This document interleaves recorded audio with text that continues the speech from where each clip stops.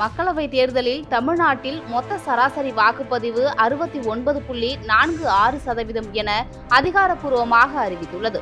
2019 மக்களவைத் தேர்தலில் 72.44% வாக்குகள் பதிவான நிலையில் 2024 தேர்தலில் வாக்குப்பதிவு 3% சரிந்துள்ளது. இதனை அடுத்து தமிழ்நாடு முழுவதும் உள்ள 39 தொகுதிகளை சேர்த்து ஒட்டுமொத்த சராசரியாக 72% வாக்குகள் பதிவாகியுள்ளதாக நேற்று இரவு 7 மணி நிலவரத்தை வெளியிட்டது தேர்தல் ஆணையம். சென்னையில் சராசரியாக 67% வாக்கு பதிவானதாக தெரிவிக்கப்பட்டது. ஆனால் அதன் பிறகு நள்ளிரவு 12 மணி அளவில் தமிழ்நாட்டில் வாக்குப்பதிவு 69.46% என தேர்தல் ஆணையம் தகவல் வெளியிட்டது.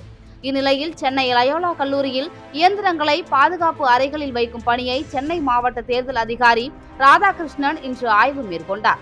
பின்னர் செய்தியாளர்களை சந்தித்து பேசிய அவர், கடந்த 2019ஆம் ஆண்டு தேர்தலை விட இந்த ஆண்டு சென்னையில் 4% வாக்குப்பதிவு குறைந்துள்ளது என கூறினார். இதனைத் தொடர்ந்து வாக்குப்பதிவு சதவீதம் அறிவிக்கப்பட்டதில் முரண்பாடுகள் ஏற்பட்டது குறித்து பேசிய ராதாகிருஷ்ணன், ஆப் மூலம் பெறப்பட்ட கருத்துகளின் அடிப்படையில் உத்தேச வாக்குப்பதிவு நிலவரம் 7 மணிக்கு அறிவிக்கப்பட்டது.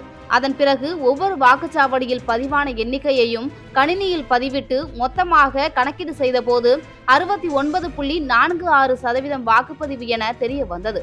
கடந்த 2 முறை இந்த உத்தேச வாக்குப்பதிவு சதவீதம் இறுதியில் சரியாக இருந்தது. இந்த முறை சற்று மாற்றம் ஏற்பட்டுள்ளது என தெரிவித்துள்ளார். மேலும் தமிழ்நாட்டில் லோக்சபா தேர்தல் வாக்குப்பதிவு குறித்த துல்லியமான விவரம் இன்று பகல் 12 மணிக்கு மேல் வெளியிடப்படும்.